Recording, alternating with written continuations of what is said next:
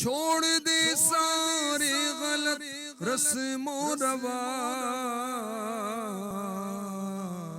سنتوں پر چلنے کا کر عہد آج۔ الحمدللہ رب العالمین والصلاة والسلام علی سید المرسلین، اما بعد فاعوذ باللہ من الشیطان الرجیم، بسم اللہ الرحمن الرحیم، الصلاة والسلام علیک یا رسول اللہ وعلی آلک واصحابک یا حبیب اللہ، الصلاة والسلام علیک یا نبی اللہ وعلی آلک واصحابک یا نور اللہ۔ درود پاک کی بڑی پیاری حکایت پیش کرتا ہوں۔ حضرت سیدنا شیخ شعیب حریفیش رحمۃ اللہ تعالی علیہ ایک بڑے بزرگ گزرے، ان کی کتاب ہے حکایتیں اور نصیحتیں۔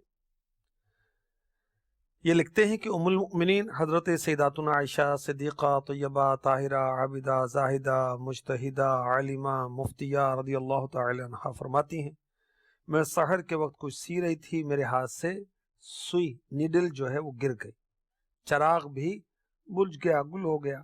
اتنے میں حضور پرنور صلی اللہ علیہ وسلم تشریف لائے، آپ کے نورانی چہرے کے انوار سے، اس کی روشنی سے سارا کمرہ روشن ہو گیا، اور اتنی روشنی ہوئی کہ گم شدہ سوئی بھی مل گئی۔ حضرت بی بی عائشہ صدیقہ رضی اللہ تعالی عنہ نے عرض کی، یا رسول اللہ صلی اللہ تعالی علیہ وآلہ وسلم، آپ کا چہرہ انور کتنا روشن ہے؟ فرمایا، عائشہ ہلاکت ہے اس کے لیے جو قیامت کے دن مجھے نہ دیکھے گا۔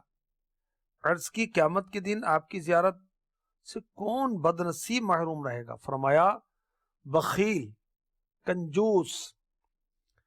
پوچھا، یا رسول اللہ صلی اللہ تعالی علیہ وسلم، بخیل کون؟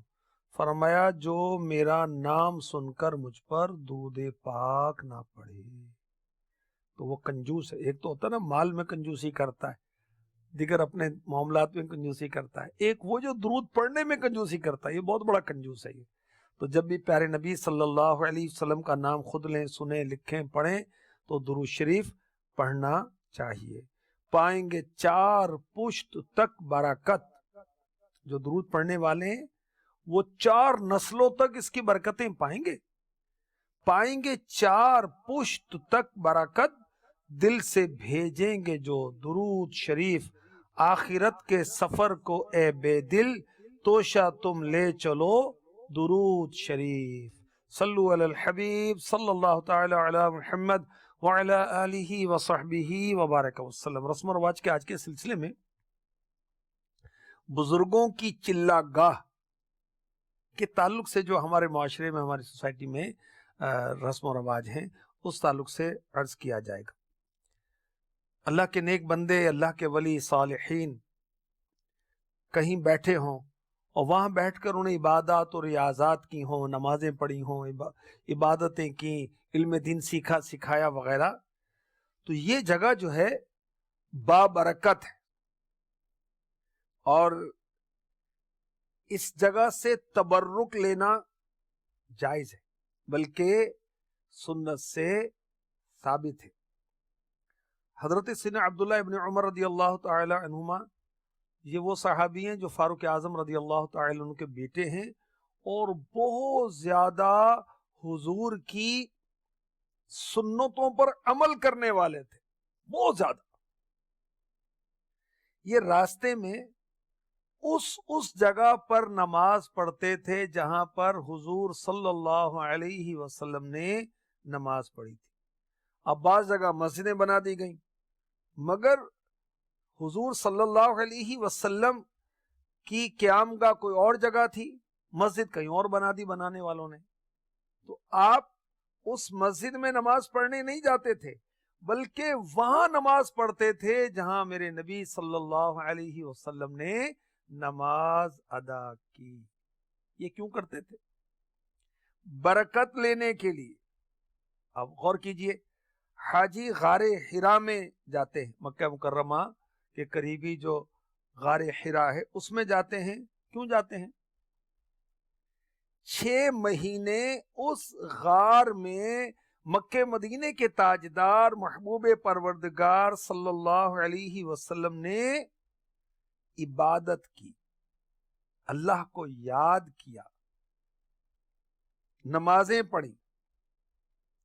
تو اسی طرح خواجہ غریب نواز معین الدین چشتی اجمیری سنجری رحمۃ اللہ تعالی علیہ نے جہاں نمازیں ادا کی، عبادت کی، اور دیگر بزرگوں نے عبادتیں کی، یہ جگہ بابرکت ہیں. ان کی زیارت کرنا بہت اچھا ہے. ان کو تبرک والی جگہ، برکت والی جگہ سمجھنا سنت صحابہ سے ثابت ہے. تو بزرگوں کی چلہ گاہ کو بابرکت سمجھنا، اس سے برکت لینا، وہاں جا کے نوافل پڑھنا، وہاں جا کر دعائیں کرنا، یہ اچھا ہے، یہ رسم اچھی ہے، یہ بری رسم نہیں ہے. اور جہاں بزرگوں کا قیام ہوتا ہے یا بزرگوں کا مزار ہوتا ہے، جہاں بزرگ عبادت کرتے ہیں، اور وہ بزرگ اولیاء کرام میں سے ہیں، صحابہ کرام میں سے ہیں، انبیاء کرام میں سے ہیں، جو بھی ہیں، تو وہاں پر دعائیں قبول ہوتی ہیں، وہاں عبادت قبول ہوتی ہے. اس جگہ کا بھی ادب ہوتا ہے، وہاں پر دعائیں مانگنی چاہیے، وہاں استغفار کریں، اللہ سے بخشش مانگیں. اللہ تعالیٰ اس بابرکت جگہ کی برکت سے ہماری بخشش فرما دے گا. میں آپ کو قرآن پاک سناتا ہوں، سورہ بقرہ آیت نمبر 58. اور جب ہم نے فرمایا اس بستی میں جاؤ، پھر اس میں جہاں چاہو بے روک ٹوک کھاؤ، اور دروازے میں سجدہ کرتے داخل ہو، اور کہو ہمارے گناہ معاف ہوں، ہم تمہاری خطائیں بخش دیں گے، اور قریب ہے کہ نیکی والوں کو اور زیادہ دیں. یہ کون سا مقام ہے؟ یہ کون سا واقعہ ہے؟ یہ موسیٰ علیہ السلام کی قوم ہے بنی اسرائیل، اور انہیں بیت المقدس کی طرف بھیجا گیا. دروازے میں داخل ہوں، کس طرح داخل ہوں؟ سجدہ کرتے ہوئے، اور دعا کریں. کیا دعا کریں؟ یا اللہ ہمارے گناہ معاف فرما دے، تو اللہ تعالیٰ ان کی خطائیں معاف فرما دے گا. یہ کون سی جگہ ہے؟ بیت المقدس. اس میں کیا برکت ہے؟ یہ بڑی بابرکت جگہ ہے، انبیاء کرام کی آرام گاہ ہے، بہت ہی برکت والی جگہ ہے. تو دیکھیں اللہ تبارک و تعالیٰ بنی اسرائیل کو برکت والی جگہ میں بھیج رہا ہے. کیسے جائیں؟ ادب کریں، تعظیم کریں، سجدہ کرتے ہوئے جائیں، اور دعا کریں. ٹھیک ہے؟ تو بزرگوں کے مزار پر، بزرگوں کی چلہ گاہ پر جائیں، دعائیں کریں، اور وہاں پر عبادت کریں، نوافل پڑھیں. انشاءاللہ اس سے ہمیں خوب برکتیں حاصل ہوں گی. رب کی رحمت تو ہر جگہ ہے، مگر یہ اللہ والوں کے مزارات، اللہ والوں کے آستانے، اللہ والوں کی چلہ گاہیں، یہ ہیں اللہ کی رحمت کے اسٹیشن. کس طرح؟ لائن پر ٹرین چلتی ہے لیکن رکتی اسٹیشن پر ہے. تو اللہ کی رحمت ملتی ہے، ہر جگہ ملتی ہے، لیکن خاص ملنے کی جگہ کیا ہے؟ مزار مصطفیٰ پر حاضر ہو جائیں، مزار صحابہ پر حاضر ہو جائیں، مزار انبیاء پر حاضر ہو جائیں، مزارات اولیاء پر حاضر ہو جائیں. اب دعا کریں، اللہ تبارک و تعالیٰ کی رحمت جھوم جھوم کر برسے گی. میں آپ کو اور قرآن پاک کی آیت پیش کرتا ہوں، پارہ 3 سورہ آل عمران آیت نمبر 38. هنالك دعا زكريا ربه قال رب هب لي من لدنك ذرية طيبة إنك سميع الدعاء. یہاں پکارا زکریا اپنے رب کو، بولا اے رب میرے، مجھے اپنے پاس سے دے ستھری اولاد، بے شک تو ہی ہے دعا سننے والا. حضرت زکریا علیہ السلام حضرت بی بی مریم رضی اللہ تعالی عنہ، جو کہ عیسیٰ علیہ السلام کی والدہ ہیں، اللہ کی ولیہ ہیں، یہ ان کے ہیں خالو، اور یہ بیت المقدس میں رہیں، بچپن میں ہی آ گئیں. ان کی پرورش ماں کے دودھ سے نہیں ہوئی، ان کی پرورش ہوئی جنتی پھلوں سے، اور وہ جنتی پھل بے موسم کے. ان کے پاس دیکھے جاتے تو حضرت زکریا علیہ السلام جو ان کے کفیل تھے ان کی کفالت فرماتے تھے. پوچھتے کہ بیٹی یہ کہاں سے آیا؟ تو کہتے ہیں کہ اللہ کا فضل ہے. جو کہتی ہیں اب انہیں خیال آئے کہ میں بے اولاد ہوں, میں اللہ سے دعا مانگوں, چاہے میری عمر زیادہ ہو گئی مگر اللہ تعالیٰ بے موسم پھل دیتا ہے تو مجھے بھی اس عمر میں اولاد دے سکتا ہے. تو آپ نے وہاں دعا کی جہاں حضرت بی بی مریم رضی اللہ تعالی عنہا پر اللہ تبارک و تعالیٰ کی خاص عنایتیں تھیں, اور بیت المقدس کی محراب میں دروازہ بند کر کے. اور اولاد کون سی مانگی؟ پاکیزہ اولاد, یعنی نیک اولاد. اب اولاد تو مانگ رہے ہیں, اب بھائی اللہ سے نیک اولاد مانگ لو نا, اور عافیت کے ساتھ مانگ لو نا.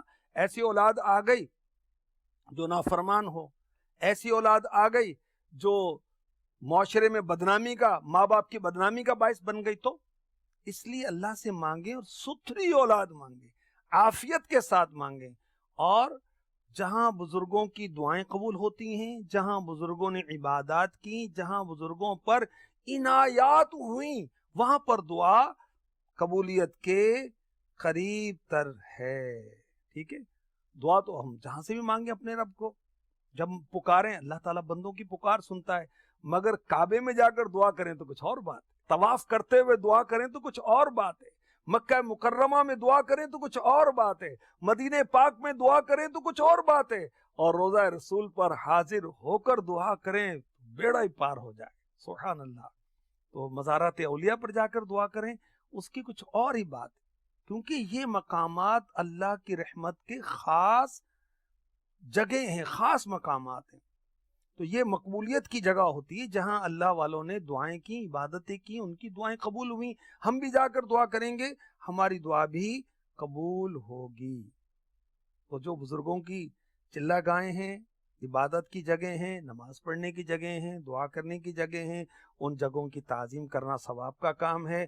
اب دیکھیں کہ ہم یہاں نماز پڑھیں ثواب ملتا ہے, اور مدینے میں نماز پڑھیں تو 50,000 کا ثواب ملتا ہے, مکے میں نماز پڑھیں تو 1,00,000 کا ثواب ملتا ہے.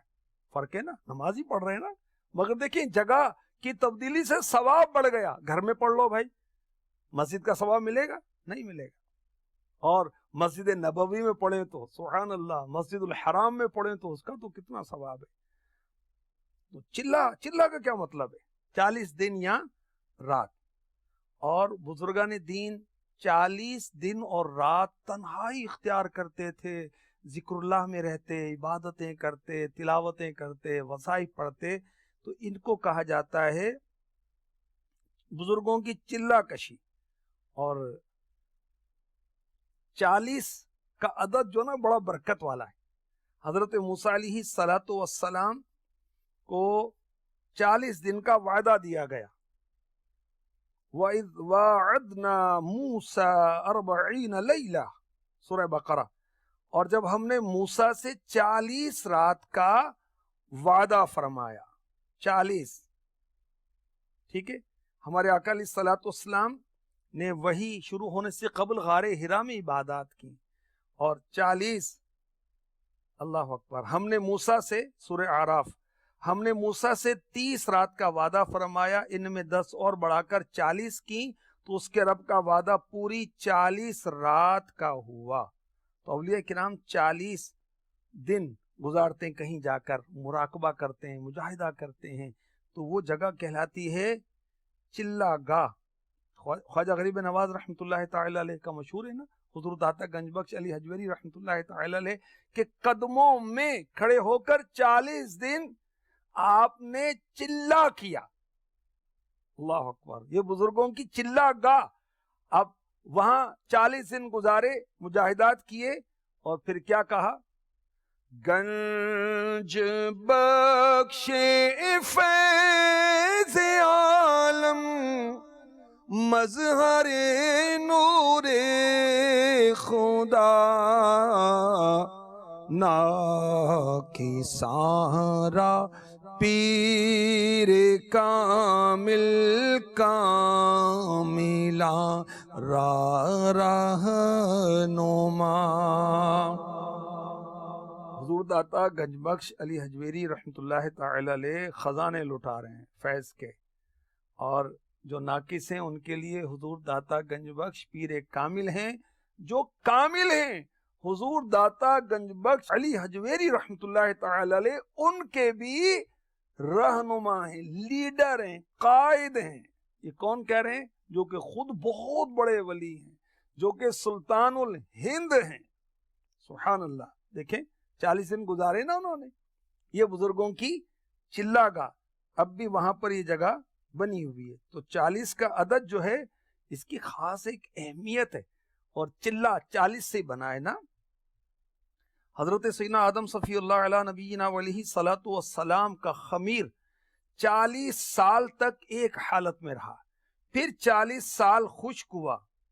اور ایک نظام قدرت ہے انسان کی پیدائش کے جو مراحل ہیں اس پہ غور کریں. ماں کے پیٹ میں بچہ 40 دن تک ایک نطفے کی صورت میں رہتا ہے، 40 دن تک جمے ہوئے خون کی صورت میں رہتا ہے، 40 دن تک گوشت کا لوتھڑا رہتا ہے. تو 40 کا عدد جو ہے اس میں انقلاب ہے، تبدیلی ہے. آپ 40 دن تک اپنے نفس پر ذرا بوجھ ڈالیں، نمازیں جماعت کے ساتھ پڑھیں، آپ مسجد میں پڑھیں، پہلی صف میں پڑھیں. اللہ چاہے گا 40 دن کی برکت سے آپ کو نماز با جماعت پر، پہلی صف پر، مسجد کی نماز پر استقامت حاصل ہو جائے گی. تو 40 کا عدد انقلاب برپا کر دیتا ہے. آپ 40 دن ماں کے پیر چومیں پابندی کے ساتھ، ریمائنڈر لگا لیں اپنے موبائل میں کہ یہ ٹائم ہے، اتنے بجے یہ الارم بجے گا، ماں کے پیر چوموں گا میں. اللہ چاہے گا پھر ساری زندگی آپ کی یہ روٹین قائم رہے گی. اللہ آپ کی ماں کو بھی لمبی عمر دے، آپ کو بھی لمبی عمر دے نیکی کے ساتھ. اسی طرح اور معاملات ہیں. 40 دن آپ 313 مرتبہ درود پاک استقامت کے ساتھ پڑھیں. اللہ چاہے گا آپ کو اس نیک عمل پر استقامت حاصل ہو جائے گی. آپ 40 دن تہجد پڑھیں، اپنے نفس پر ذرا بوجھ ڈالیں.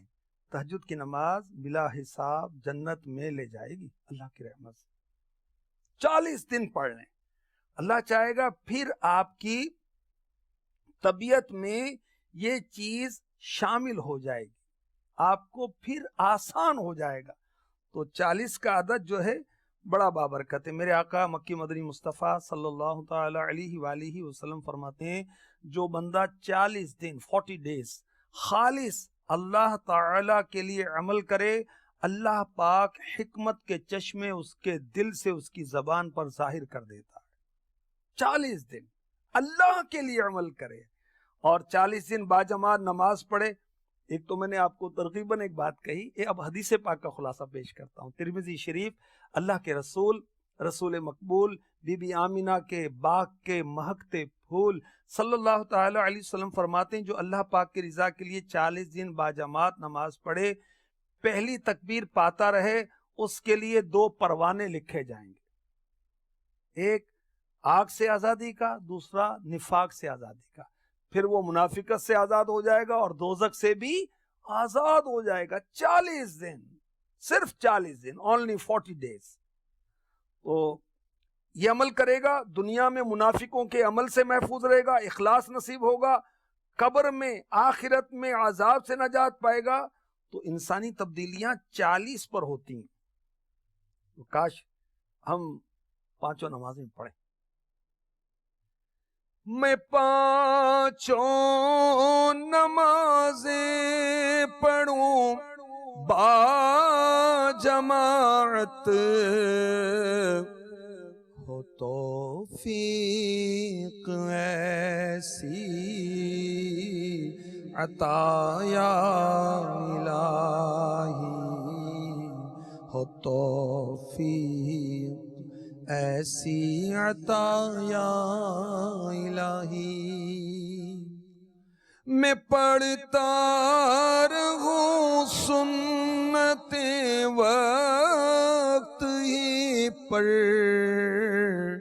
ہوں سارے نوافل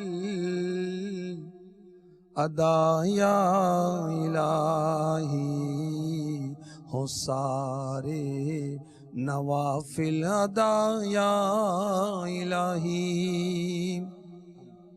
ہم جو کھانا کھاتے ہیں یا جو کچھ پیتے ہیں نا، اس کا اثر بھی 40 دن رہتا ہے۔ جی ہاں، میں آپ کو حدیث پاک پیش کرتا ہوں۔ میرے پیارے نبی محمد عربی، آخری نبی، رسول ہاشمی، مکی مدنی صلی اللہ تعالی علیہ وسلم نے فرمایا، جس نے شراب پی 40 دن اس کی نماز قبول نہیں ہوگی۔ توبہ کرے تو اللہ پاک توبہ قبول کرے گا، دوبارہ ایسا کرے یعنی شراب پیے تو 40 دن نماز قبول نہیں ہوگی، توبہ کرے تو اللہ پاک توبہ قبول فرمائے گا، تیسری بار ایسا کیا تو اس کی 40 دن کی نماز قبول نہیں ہوگی، توبہ کرے تو توبہ قبول ہوگی، چوتھی مرتبہ، فورتھ ٹائم اگر اس نے ایسا کیا یعنی شراب پی تو اس کی 40 دن کی نماز قبول نہیں ہوتی۔ اگر توبہ کرے اللہ پاک اس کی توبہ قبول نہیں کرے گا، اس کو نہر الخبال سے پلائے گا۔ حضرت عبداللہ ابن عمر رضی اللہ تعالی عنہما نے بارگاہ رسالت میں عرض کی، حضور جو اس حدیث کے راوی ہیں، اے ابو عبد الرحمن، نہر الخبال کیا؟ ان سے پوچھا تو کہا وہ نہر دوزخیوں کی پیپ سے جاری ہوگی، یعنی دوزخیوں کو دوزخ میں جو عذاب دیا جائے گا تو جسم سے خون بہے گا، جسم سے ایک پیپ بہے گی، اس کی نہر جاری ہو جائے گی، اللہ کی پناہ، وہاں اس کو پلایا جائے گا، یعنی وہ پیپ پلائی جائے گی، کس کو؟ جس نے شراب پی اور پھر مسلسل پی اور اس کی توبہ قبول نہیں ہوگی، اللہ ناراض ہوگا۔ تو دیکھیں 40 کا عدد بیان ہوا، 40 دن تک شراب پی، اس لیے کہ شراب کا اثر 40 دن تک بدن میں رہتا ہے۔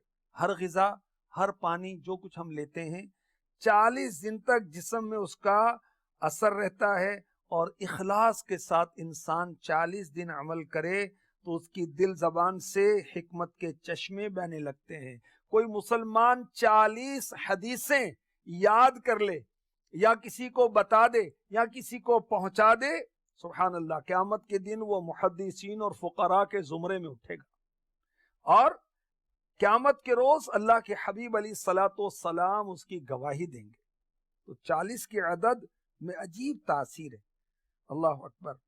جو حرام کا لقمہ کھاتے ہیں، مال چھین لیا، سود لے لیا وغیرہ وغیرہ، حرام کا کھایا، کسی طرح سے بھی حرام کا حکم لگا اس پر، تو اللہ کے حبیب صلی اللہ علیہ وآلہ وسلم نے فرمایا، جس نے حرام کا ایک لقمہ کھایا اس کی 40 دن کی نمازیں قبول نہیں کی جائیں گی، اس کی دعا 40 دن تک مقبول نہیں ہوگی۔ حرام کا لقمہ پیٹ میں جاتا ہے، زمین و آسمان کے فرشتے اس پر لعنت کرتے ہیں جب تک وہ لقمہ اس کے پیٹ میں رہتا ہے، اور اسی حال میں مرا تو دوزخ اس کا ٹھکانہ ہوگا۔ تو کھانا اچھا ہے یا برا ہے، اس کا اثر 40 دن تک رہے گا۔ کسی بزرگ سے دم کرا کے پانی پیا، 40 دن تک اثر رہے گا۔ کسی بزرگ کا جھوٹا لیا، مسلمان کے جھوٹے میں شفا ہے، اور اللہ کا نیک بندہ ہے، امام صاحب ہیں، پیر صاحب ہیں، حافظ قرآن باعمل جو ہیں، اور جو اولیاء کرام ہیں، ان کے تبرک تو سبحان اللہ 40 دن تک اثر رہے گا۔ اور اگر شراب پی، حرام کھایا، تو اس کا بھی اثر 40 دن تک رہے گا، اللہ کی پناہ۔ میرے آقا صلی اللہ علیہ وآلہ وسلم نے فرمایا، جب بندہ اپنے کھانے میں کمی کرتا ہے تو اس کا جوف نور سے معمور کر دیا جاتا ہے۔ تو اللہ تعالی ہمیں وہ زیادہ کھانے سے بھی بچائے اور ایک اعتدال کی توفیق عطا فرمائے۔ تو جو بھی ہم کھاتے ہیں، جو بھی پیتے ہیں، اس کا اثر 40 دن تک رہتا ہے۔ بزرگوں کی چلا کا آج کا ٹاپک تھا۔ وہ پتہ یہ چلا کہ جہاں بزرگ عبادت کرتے ہیں، ریاضت کرتے ہیں، مجاہدے کرتے ہیں، دعائیں کرتے ہیں، جہاں وہ آرام فرمائے، جہاں انہوں نے قیام کیا، یہ جگہ بابرکت ہیں، جہاں پر دعائیں قبول ہوتی ہیں، جہاں آ کر نوافل پڑھنا باعث برکت ہے۔ اللہ تعالی ہمیں بزرگوں کی برکتوں سے، اسلاف کی برکتوں سے مالا مال کرے، آمین، بجاہ النبی الامین صلی اللہ تعالی علیہ وسلم۔ چھوڑ دے سارے غلط رسم و رواج، سنتوں پر چلنے کا کر عہد آج۔